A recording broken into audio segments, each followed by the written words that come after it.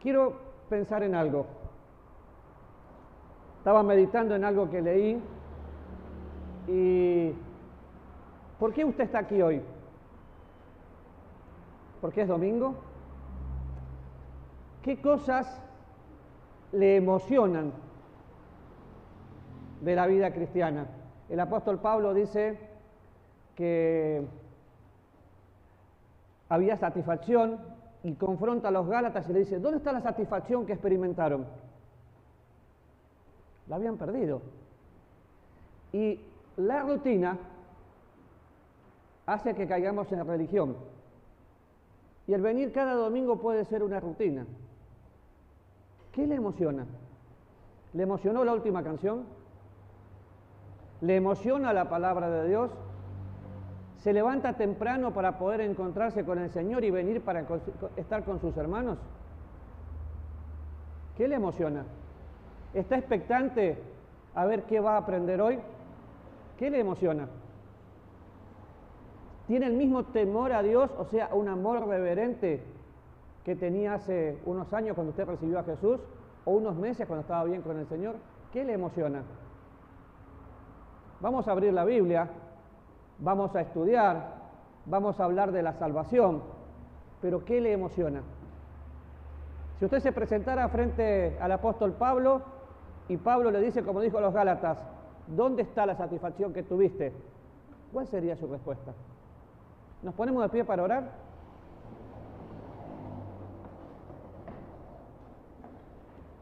Amado Dios, en esta mañana te doy gracias porque tu gracia es suficiente y no solamente es una frase, tu gracia es suficiente para sostenernos, para emocionarnos, y en esta mañana te pido también que tu gracia examine mi corazón y el corazón de cada uno de los que estamos aquí y que te necesitemos.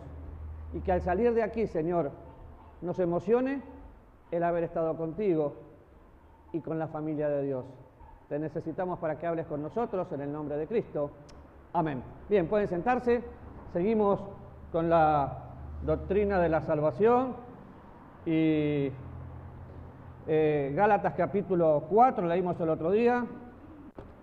Voy a ver si puedo configurar esto diferente, cambiar revista de moderador, duplicar para... ahí está, creo que ahí está, ahora sí. Gálatas capítulo 4. Vamos a ir estudiando la doctrina de la salvación. Les aseguro que estoy tratando de enseñárselas de la misma manera que la enseño en la universidad, que la enseño en el Instituto Bíblico, porque creo que es algo que dejamos de valorar, pero vamos a tener una idea general y palabras que son súper importantes para definir.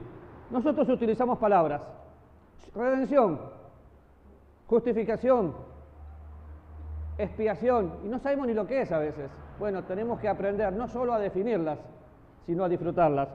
Gálatas capítulo 4 dice así, pero,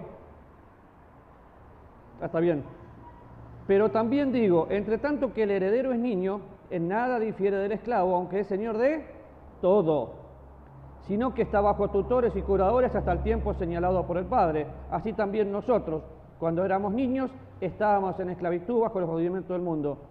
Pero cuando vino el cumplimiento del tiempo, Dios envió a su Hijo, nacido de mujer, nacido bajo la ley, para que redimiese a los que están bajo la ley, a fin de que recibiésemos la adopción de hijos. Y por cuanto sois hijos, Dios envió a nuestros corazones el Espíritu de su Hijo, el cual clama, Abba,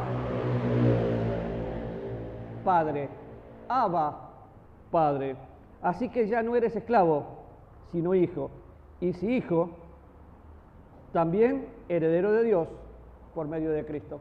Y yo podría tener este pasaje, cerrar la Biblia y decir, está todo. Claro que sí, porque en este corto pasaje me habla de redención, me habla de lo que Dios envía el Espíritu a mi vida, me habla de adopción, y son cosas que tienen que ver específicamente con la doctrina de la salvación. Entonces, por si alguno no estuvo,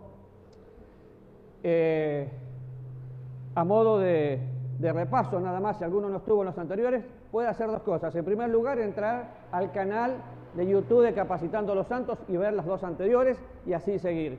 Pero si no, vaya al libro de Génesis y vea por qué necesito un Salvador. Necesito un Salvador porque hubo un hombre que Dios creó, ese hombre cayó, ese hombre pecó, quedó condenado y convicto para siempre y el pecado de él pasó a todos nosotros. Pero Dios mostró su gracia, su misericordia, lo salvó, lo justificó y nos da a nosotros una promesa, de aquí va a venir un Salvador. Por eso estudiamos soteriología, soter, Salvador, vino el Salvador. Ahora, es importante que entendamos algo y voy a marcar también la posición de nuestro ministerio. Por eso quiero que usted lo vea, porque la soteriología, y por ello no leo todo lo que usted va a leer porque no me gusta estar leyendo, pero la soteriología es el tema mayor en toda la Escritura, de Génesis a Apocalipsis. Por ejemplo, leí Génesis recién, Apocalipsis capítulo 1, versículo 5. A veces pensamos los 5 pasos que están en Romanos para llegar a Cristo, lo del Evangelio de Juan, no, está en toda la Biblia. Capítulo 1, versículo 5 dice, y de Jesucristo, el testigo fiel, el primogénito de los muertos, al soberano de los reyes de la tierra, que nos amó y nos lavó de nuestros pecados sin derramamiento de sangre no hay remisión de pecados. Acá está otra vez la obra de Cristo. Entonces, la doctrina de la salvación abarca toda la Escritura, abarca todas las edades, abarca la eternidad pasada y la eternidad futura. Todo, absolutamente todo. ¿Por qué? Porque es fundamental. Podemos tener cualquier tipo de religión, pero no tener salvación. Y para tener salvación necesito que el Salvador llegue a mi vida. Y definitivamente se relaciona con toda la humanidad, tiene repercusión hasta con los ángeles, ¿sí? Vamos al Antiguo Testamento, encontramos salvación. Vamos al Nuevo Testamento, encontramos salvación. De hecho, en el Antiguo Testamento encontramos varias figuras de la salvación o de la sustitución. Porque como me han escuchado decir, sustitución, yo siempre digo, tengo una vida canjeada, no cambiada, porque Cristo ocupó mi lugar, me sacó a mí, y solo a modo de ilustración. Recuerden, estaba Abraham, su hijo Isaac. No mates al niño, no mates al muchacho, no extiendas tu mano contra él, y aparece el sustituto. Yo tenía que morir, usted tenía que morir, pero llegó mi sustituto, Cristo Jesús. El que me amó y me salvó. Entonces, claro que en todo el Antiguo Testamento vamos a ver la salvación. Me cuesta mucho entender personas que solo van al Nuevo Testamento, porque solo estamos viviendo el Nuevo Testamento. Si usted va al Nuevo Testamento, ¿por dónde empezaría? Y seguramente dice por Mateo. Bueno, en Mateo todavía había ley, y en Mateo todavía no estaba la iglesia. Entonces no puede empezar por ahí, ¿sí? Tiene que estudiar la Biblia de acuerdo a todo el contexto. Y sé que después voy a recibir un par de preguntas seguramente por YouTube. ¿Cómo que en Mateo no está la iglesia? No, no está. Estúdielo. Pero la salvación es personal. También pensamos en una salvación nacional, pero se centra en una persona. ¿En la persona de quién? De Jesucristo. Sin Jesucristo no hay esperanza. Acuérdese, un hombre que cayó, quedó condenado, y si no hubiera sido por la obra de Dios, no hay salvación. La salvación no es una oración, la salvación no es pasar al frente, la salvación no es sentirse mal y venir llorando conmovido. La salvación produce arrepentimiento porque me doy cuenta que soy culpable. Ahora, preste atención conmigo porque vamos a ver la perspectiva de Dios, la perspectiva del hombre. ¿Está bien? Desde la perspectiva de Dios, la salvación incluye la obra completa en traer a las personas de la condenación, ¿a dónde? ¿Qué dice atrás? A la justificación. De la condenación a la justificación. Estábamos separados, muertos en delito y pecado, no teníamos ninguna opción, pero Dios nos tomó y nos traslada al reino de su amado Hijo. Por eso la salvación es una transformación, no un cambio, porque nos saca donde estábamos y nos pone en un lugar mejor y nos deja estar sentados en lugares celestiales con Cristo. Así que, desde la perspectiva de Dios, las personas pasan de la condenación a la justificación, de la muerte a la vida, de la muerte a la vida. Jesús es el autor de la vida. Pablo dice que estábamos muertos en delitos y pecados, pero Jesús dice que Él nos dio vida, vida. Por gracia somos salvos y tenemos vida. Y no es cualquier vida, es vida eterna y vida abundante. La vida eterna, la cual depende absolutamente de Dios, y la vida abundante, la cual depende absolutamente de mí, porque es la llenura del Espíritu Santo. Pero Él nos dio vida. Nos saca de una alineación de pecado a poder ser llamados hijos de Dios. Y si se acuerdan, la semana pasada vimos la diferencia. No somos niños. Fuimos colocados, nacimos con niños, pero colocados en la familia de Dios como adultos para poder disfrutar la herencia. ¿Disfrutó esta semana la herencia? ¿Disfrutó esta semana todo lo que usted tiene en Cristo? ¿Pensó que usted es heredero de Dios y coheredero con Cristo? Porque el ser su hijo me da todo eso. Ahora, desde el punto de vista humano, incorpora todas las bendiciones, todas, de estar en Cristo, tanto ahora como en la venidera. Qué interesante es pensar en eso. Lo voy a leer literal. Desde la perspectiva humana incorpora todas las bendiciones de estar en Cristo, tanto en esta vida como en la venidera. Cuando miramos un poco la Biblia, vemos que estar en Cristo nos da todo. El apóstol Pablo en la carta a los Efesios habla de en Cristo, en Cristo en Él, en Cristo en Él, con amor eterno.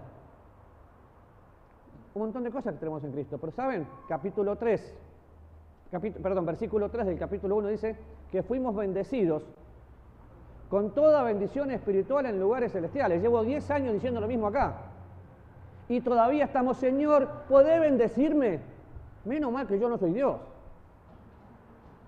Porque Señor, ¿qué más querés que te dé? Te di mi vida y la puse en vos. Sí, Señor, pero un poquito más. O no entendemos la Biblia o somos insatisfechos. Usted decida. Pero no pida más de lo que tiene, porque tiene tanto que no lo disfruta. El pensar que me incorpora, me hace parte de su familia, y dice que te bendigo con toda bendición espiritual en los lugares celestiales, porque te coloqué en Cristo. Hace que toda la plenitud de Dios venga a vivir a mi vida, que yo sea participante de la naturaleza divina, que camine con Él, porque soy un bendito del Padre. ¿Sí? Mira al que está al lado y dígale, Dios ya te bendijo, sos un bendito del Padre. Dígaselo. Yo sé que suena pente, no me importa, dígaselo. A ver si se lo cree. Entonces usted va a mirar al lado y va a decir, pero con esa cara, bendito sí, con esa cara, aunque la cara no le ayude, es un bendito del Padre. ¿Está bien? Entonces, piénselo y disfrútelo. Ahora, el no comprender la salvación puede resultar en un evangelio falso o evangelio pervertido. El no comprender la salvación puede ser un evangelio falso. ¿Cuántos evangelios hay? De la gracia de Dios solo uno. Pero cuando estaban mirando la Biblia, está el evangelio del reino. ¿Quién lo predicó? Juan el Bautista, el Señor Jesús, los apóstoles, y muchas personas hoy dentro de iglesias bautistas siguen tratando de vivir el evangelio del reino. O sea, viven por ley. Ese no es el verdadero evangelio. Ese es un evangelio que se predicó, y llevo 10 años diciendo lo mismo, no es para nosotros. Evangelio es buena noticia. Una novedad que te hace bien. Entonces, ese es un evangelio. Otro tipo de evangelio que hoy está muy de moda, bueno, hace años que está de moda, el evangelio de la prosperidad, el evangelio de la sanidad, pero el evangelio de Cristo es Cristo. ¿El evangelio de Cristo está resumido en la Biblia?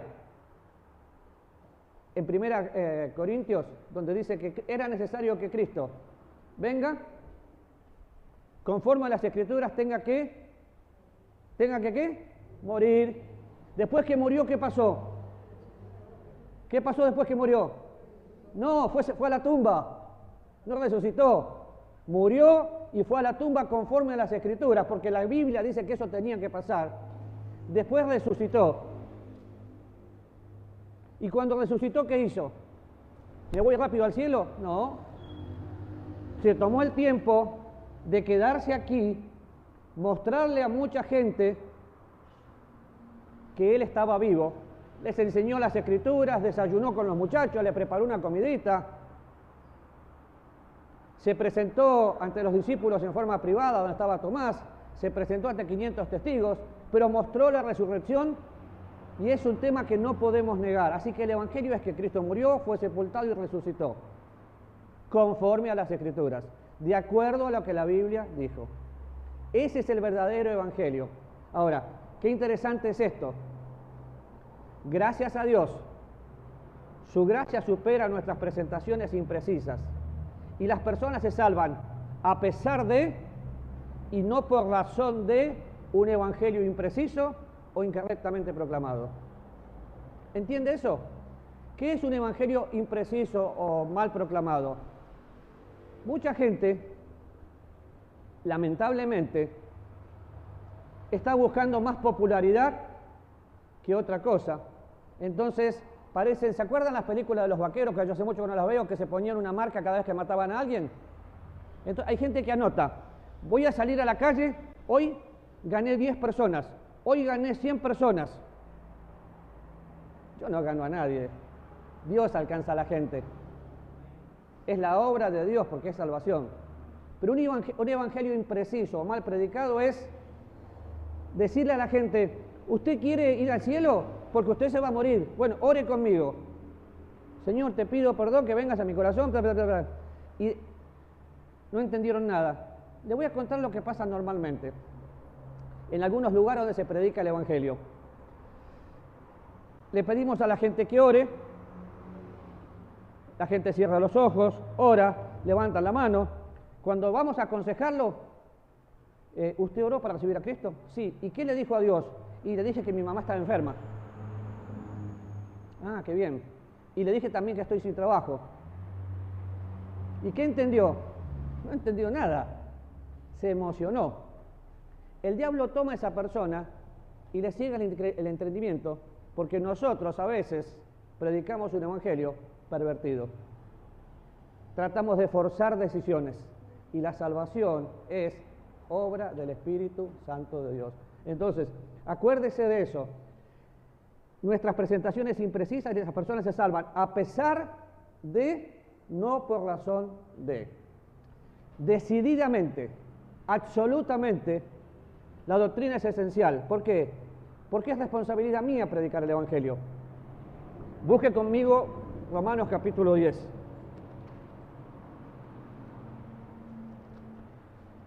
Romanos capítulo 10, ¿dónde está? Es Romanos capítulo, después del capítulo 9, veo que ahí están buscando. Después del capítulo 9 está el 10. Nosotros, todos, somos embajadores, como si Dios rogase por medio de nosotros, que la gente se reconcilie con Dios. Y fíjese, a ver si ya lo encontró. Capítulo 10, versículo 14, dice, ¿cómo pues invocarán a aquel en el cual no han creído? ¿Cómo creerán en aquel de quien no han oído? ¿Y cómo oirán sin haber quien les predique? ¿Y cómo predicarán si no fueren enviados? Como está escrito, cuán hermosos son los pies de los que anuncian la paz, de los que anuncian las buenas nuevas. Si usted no predica, alguien lo va a hacer. Pero ¿cómo la gente va a escuchar si nosotros no lo hacemos? Y no es solamente salir a la calle a golpear puertas, es pensar en cada persona que usted tiene al lado, con el destino que está. Sin Cristo no hay esperanza. ¿Cómo van a creer si no oyen? La fe viene por el oír. ¿Y qué tienen que oír? La palabra de Dios. No, que se van a salvar porque yo doy buen testimonio. Únicamente que seas mudo. Si no tenés que hablar. Y si sos mudo, tenés manos. pero el Evangelio tiene que ser proclamado con nuestra vida y con nuestra boca, porque necesitamos mostrar a Cristo. Ahora, cuando pensamos en todo esto, y lo voy a hacer rápido y cualquier pregunta después, hay dos posiciones normalmente en teología. Una son los arminianos, otros son los calvinistas. ¿Sí? Dentro de los calvinistas, que vienen de Calvino obviamente, y no porque era calvo, era un monje, viene mucho más antes Erasmo, Pelagio y otros que fueron parte de la Reforma. Pero los arminianos creen en una elección condicional, es decir, atribuyen méritos, buenas obras para que el hombre pueda ser salvo. Definitivamente creen que la salvación podría perderse. Y es lamentable porque la Biblia no enseña eso. Pensar que la salvación podría perderse es pensar que la obra de Cristo fue en vano. La única manera que una persona no llegue a ser salvo es si nunca fue salvo. Pero si ya fue salvo, con todo lo que venimos estudiando al ser parte de Dios, sería imposible. Así que esos son los arminianos, en forma rápida. El otro son los calvinistas. Se basan en 5 puntos. Dentro de los calvinistas tienen un acróstico en inglés que es TULIP, que ahora lo vamos a ver. Pero dentro de los calvinistas se pasan, yo tengo 2 puntos, yo soy calvinista de 3 puntos, yo soy calvinista de 4 puntos. Esos son calvinistas moderados. ¿Sí? Y usted dice, ¿pero qué me importa eso? ¿Sabe por qué me importa que lo sepa? Porque lo que viene ahora usted va a decir, es igual que nosotros, no todo lo que brilla es oro. Y no todo lo que se parece, quizás es igual. O tal vez es gemelo, pero no es igual. Entonces, fíjense, ellos dicen, total depravación. ¿Verdad que estamos de acuerdo con eso? ¿El hombre está separado de Dios y está depravado? Elección incondicional, redención limitada, gracia irresistible y preservación del alma. ¿Alguno de ustedes tiene algo en contra de esa doctrina? ¿No se parece a lo nuestro? Me dejaron solo. ¿Se parece o no se parece? Pensemos en la primera, depravación total. ¿El hombre está muerto en delito y pecado? Sí, pero para ellos está tan muerto que solamente a los que Dios elige salva. Hay cosas que nos va a costar entender, pero la libertad del hombre y la soberanía de Dios están en la Biblia. Y Dios salva a pesar mío. ¿Está bien? Entonces, el hombre no está inoperante. Dios le permite al hombre la fe que tiene colocarla en Cristo. Puede creer. Yo creo, es una acción. Coloco mi fe en la persona de Cristo. Usted va a escuchar, estos son elegidos y estos no. La predestinación, otra palabra que cuesta mucho entender, siempre en el contexto tiene que ver con cristianos, nunca con personas no nacidas de nuevo. Todos nosotros, si somos salvos, fuimos predestinados para ser conforme a la imagen de su Hijo un día cuando nuestro cuerpo sea transformado. Fíjese la segunda, y le digo, rápido, después me preguntan si quieren, no hay problema. Elección incondicional. No, señores, si yo digo que la salvación es incondicional, tengo que tirar la Biblia. ¿Por qué? Dios quiere que todos sean salvos y vengan al conocimiento de la verdad. ¿Dice todos o no dice todos? Ah, sí, pero hay que pensar, porque ese todos es tal grupo o tal grupo. Porque de tal manera amó Dios al mundo, que dio a su Hijo único, no por este o por aquel. Si la salvación fuera para grupos elegidos, mi pregunta es, ¿cómo sabes que Dios te eligió? La parte más triste, hay personas que de golpe están en la iglesia y se les prende la lamparita y de golpe empiezan a escuchar tal o cual predicador y de golpe ya son reformados. ¿Reformados de qué? O sea, ¿eras un deforme antes? ¿Y cómo sabés que Dios te eligió? ¿Y por qué no te enteraste antes? No hay una elección incondicional. Dios elige a todo el mundo para que sea salvo y le da libertad al hombre. Porque el libre albedrío no está en la Biblia. Empieza a leer Génesis y fíjese si el hombre no tiene libertad para poder decidir. Ahora, redención limitada. Estamos en lo mismo. Cristo murió, y vamos a estudiar la palabra redención, pero solo recuerde, ser comprado por un precio, Dios me posee, Dios me libera. ¿Es para un grupo? No, es para todos, porque la gracia de Dios se manifiesta para salvación a todos los hombres. ¿Sí? No es para un grupo. Hay excelentes hombres de Dios que tienen una hermenéutica diferente y enseñan esto. Y nosotros decimos, pero eso es lo que cree la Iglesia Bautista. No. Y si la Iglesia Bautista, algunas que son reformadas, creen esto, tienen muchos otros problemas que solucionar, porque normalmente las personas calvinistas o reformadas no creen en el rapto de la Iglesia. Y entonces, conozco uno o dos nada más que son dispensacionalistas y creen en el rapto, los demás no, porque no tienen dónde meterlo. Ahora, gracia irresistible.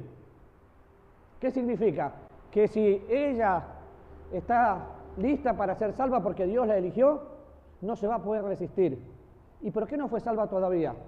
No, pero ya está elegida, ya está regenerada. Ahora, yo me resistí a la gracia más de una vez, ¿usted no? ¿Y saben peor? Me sigo resistiendo a la gracia, porque la gracia de Dios no es solo para salvación, la gracia de Dios es para mi santificación. Entonces, no es irresistible. Y estoy tratando de ser lo más práctico posible para que usted entienda eso. Y la preservación de los salvos. La preservación de los salvos.